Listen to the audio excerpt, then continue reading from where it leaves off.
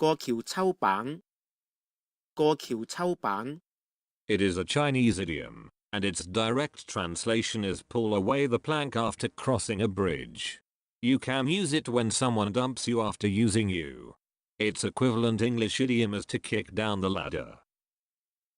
For example, 佢有份做嘅 project，唔知點解俾個同事領晒啲功勞，佢同事都可算係過橋抽板啊！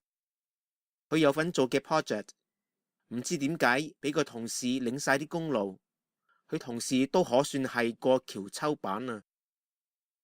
In English, it means he worked on a project with other colleagues, but somehow one of his colleagues took the credit for the group's achievement. That colleague could be considered to be pull away the plank after crossing a bridge.